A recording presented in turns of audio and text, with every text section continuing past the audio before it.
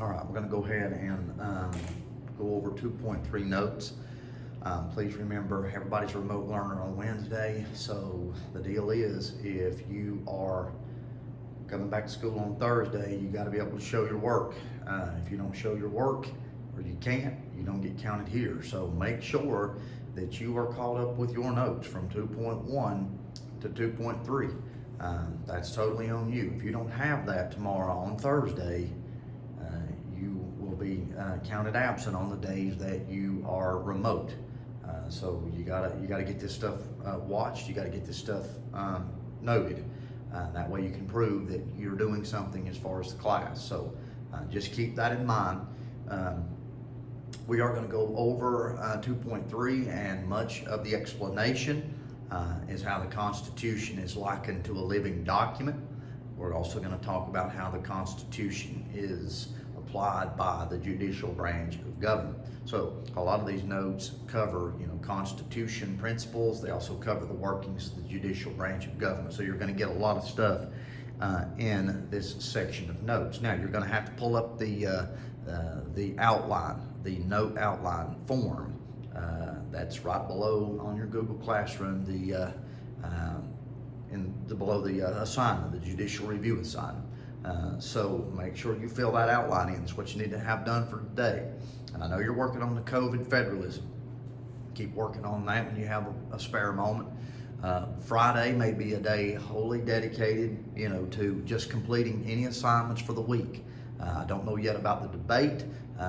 We may wait on that and just allow everybody to get caught up. But anyway, you got to have the outline form, all right? So this goes just as these notes here.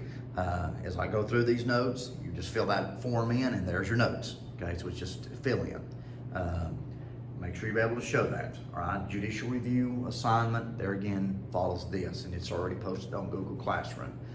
We're going to cover 2.4 and 2.5, and it also has a form that you fill in. That's probably all we're going to do for this week. Friday, for those that are here, it's going to be a day to get caught up on anything for the week. We want you to get everything turned in so you don't have a bunch of zeros. But don't wait till Friday to just come in here and pile in here and do stuff. Make sure you're doing stuff, throughout the week if you are remote for that particular day. All right. That's what we're going to talk about. So you've had the opportunity now to see the I can statement because everybody's remote today. This is going to be took down as of today, and tomorrow we'll start 2.4 and 2.5. So make sure you write this I can statement down. Now, one thing you need to note that some people debate the Constitution as a living document. We say it's a living document because it's open to constant change. It can change to meet the time period. Now, a lot of people disagree with that. They think the Constitution is an original document, that it's not open to constant change, that it shouldn't be allowed to be changed to meet the time. If that's the case, then their argument is that it would cease to be a constitution. So it's a lot the way you would view the Bible, so to speak. We don't change it, we go by it. A lot of people think the Constitution sort of should have the originality as biblical principle, so to speak. So there is a debate and a different viewpoint about, is it a living document or is it a original document? So just keep that in mind. All right, so I'm going to move the tripod here that's recording here. I'm going to move it, sorry for all the shaking, what have you. I'm going to move it over here, and we are going to go through, on the smart board, we're going to go through these notes. Please, there again, have that pulled up. There again, because this is recorded, you're going to be able to go back to if need be. So just do the best you can with that. All right, so we are going to cover, there again, the Supreme Court and how that they respond through the Constitution. You're also going to see several landmark Supreme Court cases, so you're going to get a lot of stuff here with this section of notes. All right, so first thing we're going to talk about here is the introduction to the judicial branch of government. As we have already mentioned as far as our court system, and that may be just a little bit difficult for y'all to see. I can try to zoom in here just a little bit. All right, and I'll zoom back out if need be. Right here, this is your tier system as far as your court, all right? You have on the left, U.S. or federal courts. On the right, you have state courts, all right? State trial court, state appellate court, state Supreme Court, all right? Over here, you have U.S. District Court. What you see right here, you have a Court of Appeals, and then your state Supreme, or the U.S. Supreme Court, I'm sorry, U.S. Supreme Court at the very top. Please remember that the Supreme Court, U.S. Supreme Court, is the final court of appeals, all right? Your state Supreme Court interprets and studies the state constitution to make sure that laws are applicable to the Constitution. They're doing the same thing in the U.S., all right, as far as federal is concerned, making sure all laws, are equal or has equity when it comes to every citizen of the United States. Whether you're talking state Supreme Court or U.S., they interpret the laws. That's what the judicial branch of government does. So, very important that you know that. All right, so I'm going to zoom back out here. That's just sort of review a little bit, and that helps. Okay, so the next thing we're going to talk about here is Article 3 of the U.S. Constitution gives the foundation or the framework of the Supreme Court. It does state that the Supreme Court is the highest court in the land. The court has 9 justices who serve for life. They are headed by a Chief Justice, and currently in the U.S. Supreme Court, Chief Justice John Roberts is the Chief Justice. Some of these justices have changed since these notes were created. In particular, Antonin Scalia that you see here, he has passed away. And under the Trump administration, he was replaced with Brett Kavanaugh. There again, her health is in question. Ruth Bader Ginsburg, many speculate that she'll be dismissed as far as just for health's sake, and will be replaced possibly under the Trump administration if there again he is reelected. But anyway, that kind of is your working capacity of your 9 judges there again who are making important decisions as far as the nation is concerned as they study and interpret the Constitution. All right, so that sort of just gives you the major players here.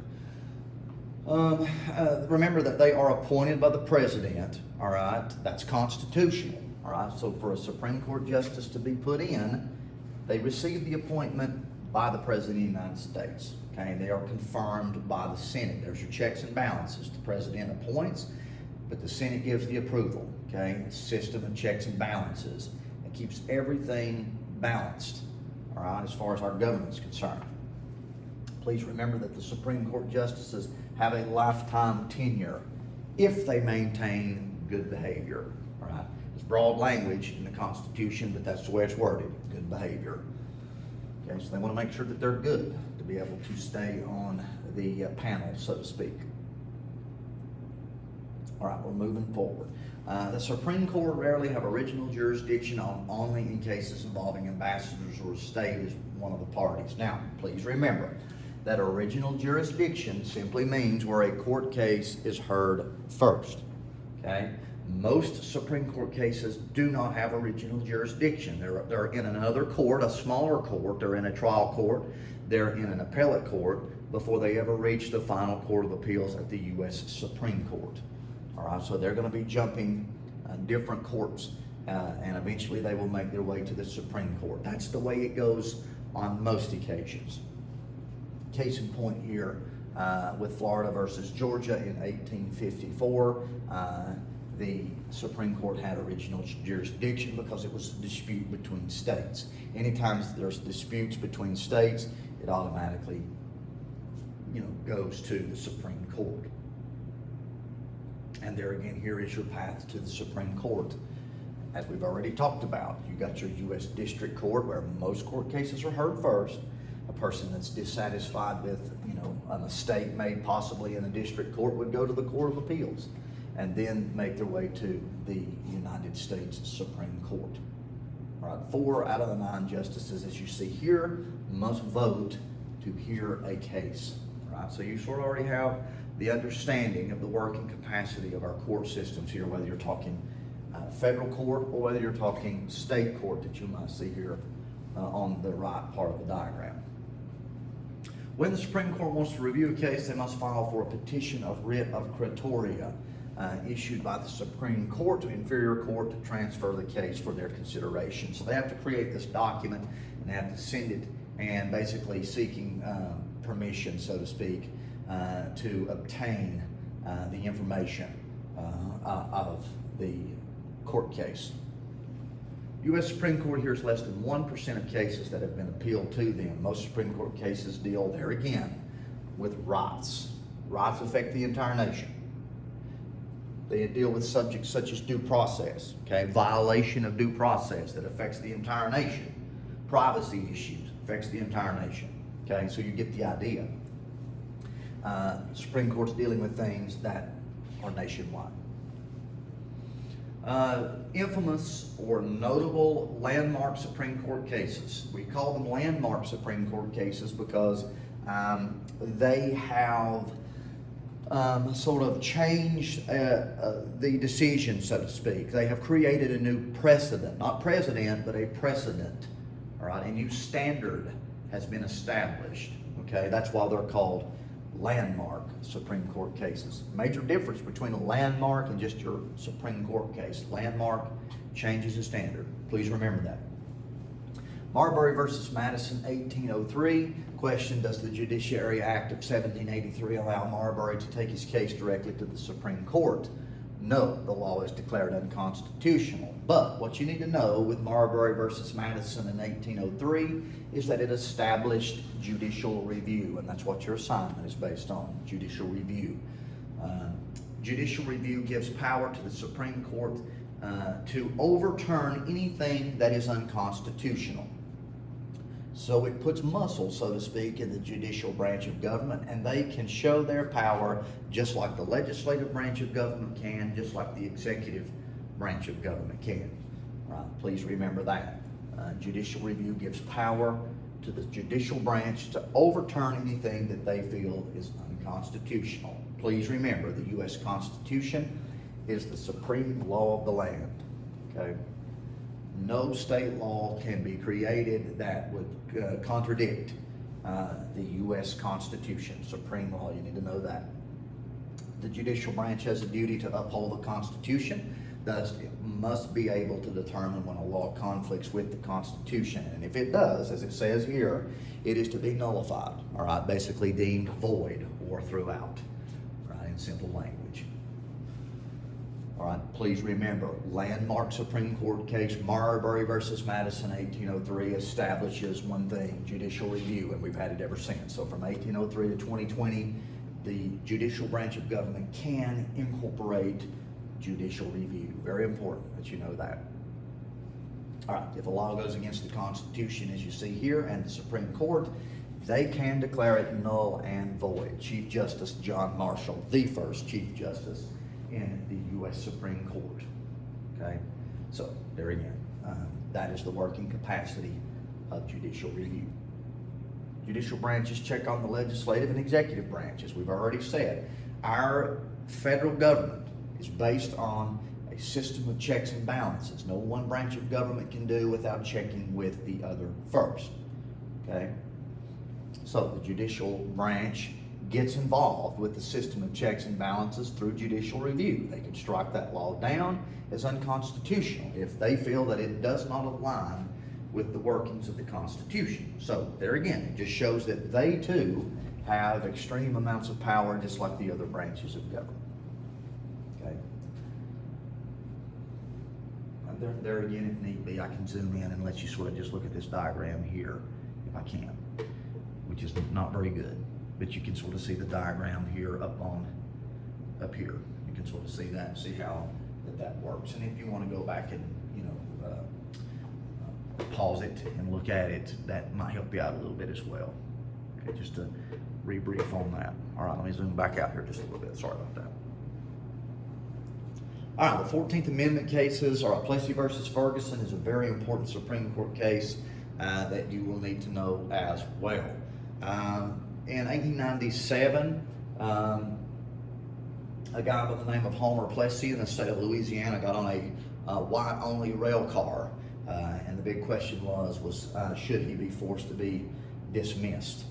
And so Plessy versus Ferguson was very important. during that time period, because the ruling by the Supreme Court was that separate is equal. Okay, you're not unconstitutional if you segregate. All right, meaning that whites could have their water fountain, black could have their water fountain, whites could have schools, blacks could have their schools. Segregation is not unconstitutional. That was the ruling, Plessy versus Ferguson. Please remember that. All right. So here's some more content. Plessy versus Ferguson, 1890, for the ruling on that, the 14th Amendment, equal protection under the law. Is it legal to separate blacks and whites on railroad cars? Yes, they can be separate but equal, was the ruling. Set a new standard. What did this ruling establish? The Jim Crow era of American history, basically saying it is legal to segregate. So from about 1890 to the 1950s, you wanted to have laws that would separate. There's nothing wrong with it. That's the way it was. You see here, colored waiting room. There's no illegality in this. All right, it was simply abiding by the law to do so, if that's what you chose to do.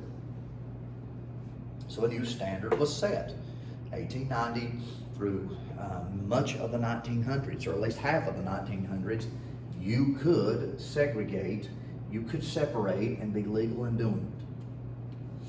So that's why that is a landmark Supreme Court case. Now, a new landmark Supreme Court case will be in 1954, and it will overturn Plessy versus Ferguson. So this court case will establish a new standard.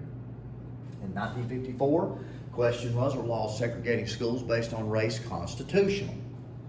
Brown versus Board of Education, the Supreme Court ruled no, segregation is unconstitutional.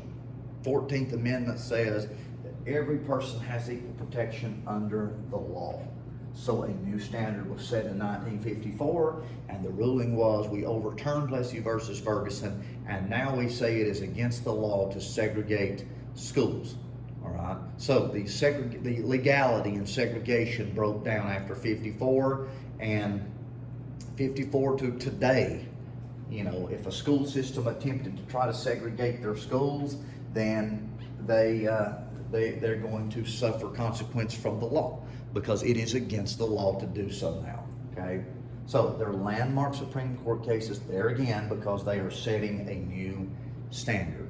Okay, as Brown versus Board of Education did in overturning Plessy versus Ferguson. In Re Gall 66, our juveniles guaranteed due process. Remember, due process, fair, equal treatment in a court of law. Okay, protection against self-incrimination, 5th Amendment. That's basically, you know, having the right to remain silent. You don't have to say anything. If you don't want to. Right to hear the charges and to question the people testifying against you. Right to have witnesses to testify in your defense is 6th Amendment. Right to a lawyer, 6th Amendment. The ruling in Re Gall was, yes, minors have the same due process rights. I think the situation with Re Gall, I don't know if the next slide tells us this, but it may. I've not looked at this in a while, but anyway. They were making prank phone calls, and they tracked the call to him and, you know, gave him an unnecessary fine, even a juvenile delinquent center in which they placed him in, you know, and an adult would have just got a simple, you know, $100 fine or something, and they put this boy, they stuck it to him big time as far as, you know, having to stay in a juvenile center and things like that. And there again, he didn't get to use a lot of the due process rights. You know, innocent until proven guilty. The right to remain silent, a lot of that wasn't implemented to him. You know, so that was the question.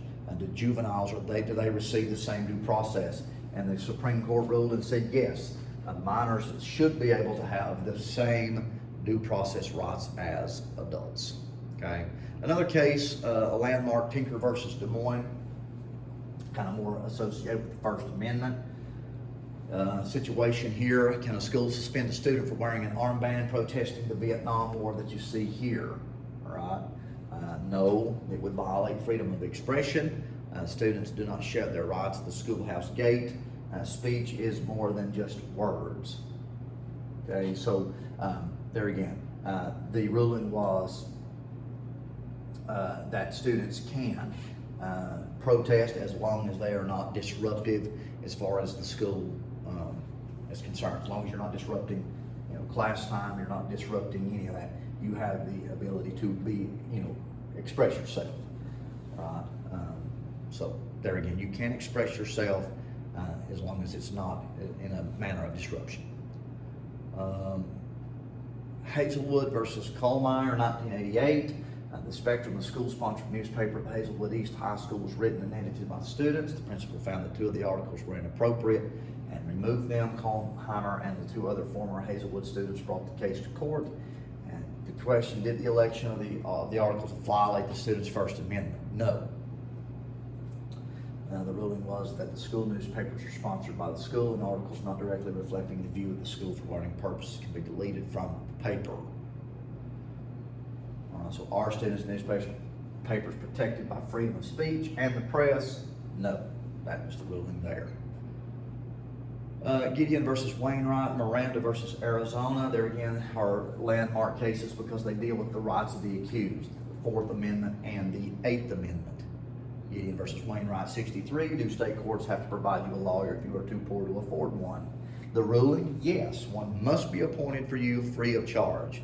So that's just an implementation of due process. If you can't afford one, one will be provided. Clarence Gideon had been convicted by Florida court for breaking into a bar, stealing money and property. Gideon could not afford a lawyer. He argued that his 60th Amendment right had been violated.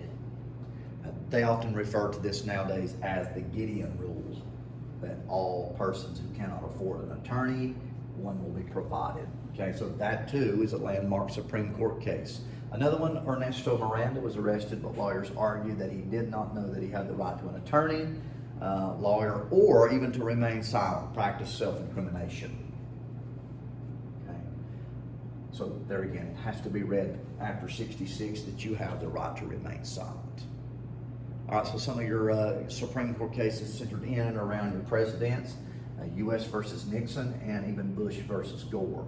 United States versus Nixon, 1974, the Watergate scandal. Nixon was accused of a crime, government investigation, the whole Watergate deal, where breaking into the Republican group broke into Democrat headquarters. And they taped recordings from the White House. Nixon refused to turn them over, claiming executive privilege. Court ruled against him. Major check on executive power. Sort of the basis as far as their ruling was rule of law. Nobody, even the president, is above the law. I mean, they actually had tapes on Richard Nixon, and had him basically guilty as charged for all of the things that he was doing to try to tap in and steal information. Bush versus Gore, 2000, Supreme Court resolved the issue of the 2000 presidential election. There again, a separation of powers found for Bush, stopped the Florida recount. Big problem with the state of Florida in the 2000 election there, as far as that whole state was in question, as far as the popular vote.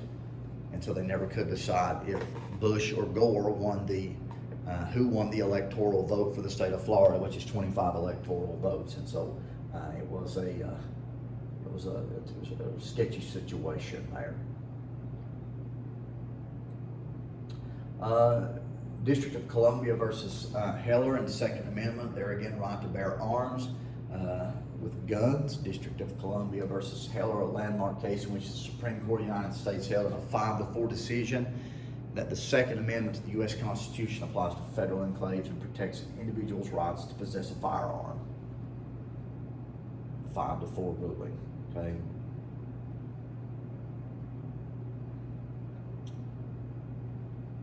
All right, we'll talk about criminal law, civil law, and constitutional law, and tort law in later notes.